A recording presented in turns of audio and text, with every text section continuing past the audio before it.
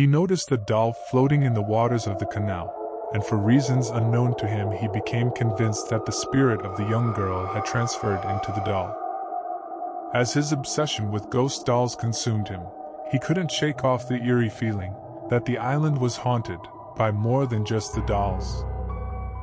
If you like scary stories and you're interested in the unknown, hit the subscribe button and turn on all notifications so you never miss a bone-chilling video.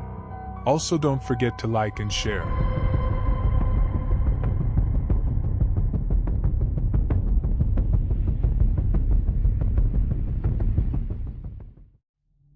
The Island of the Dolls, or Isla de las Muñecas in Spanish, is a small island located in the Xochimilco canals in Mexico.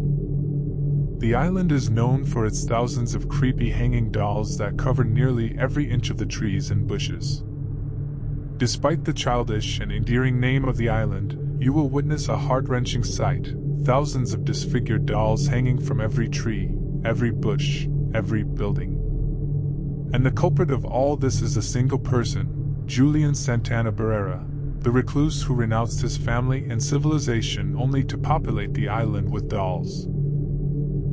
Julian was a recluse who lived on the island for over 50 years. In the early 1950s, in the life of the young Julian, something happened that changed him forever. Before his eyes, a little girl drowned in the canal.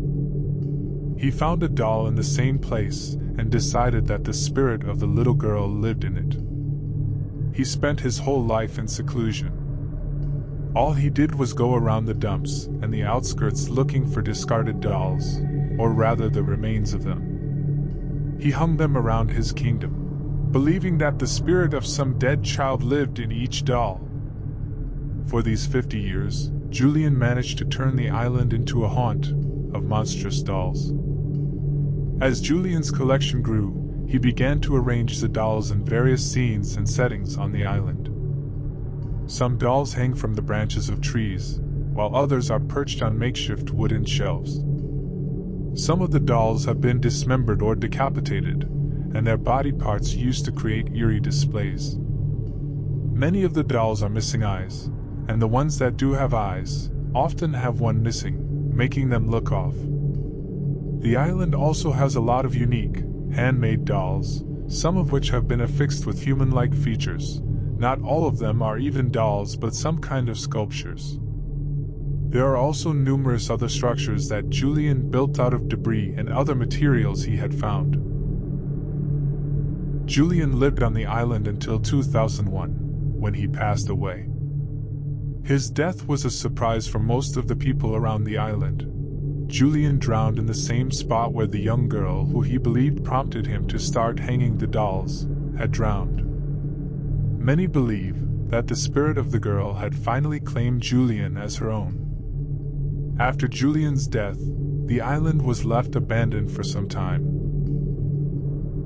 The Island of the Doll has become a popular tourist destination for those interested in the macabre, the surreal, and the unknown. Many people come to see the dolls and the eerie atmosphere of the island. But for others, the island is a place of reflection and contemplation, a place where they can connect with the past and the afterlife. The Island of the Dolls is a place that defies easy explanation and continues to spark the imagination of visitors from around the world.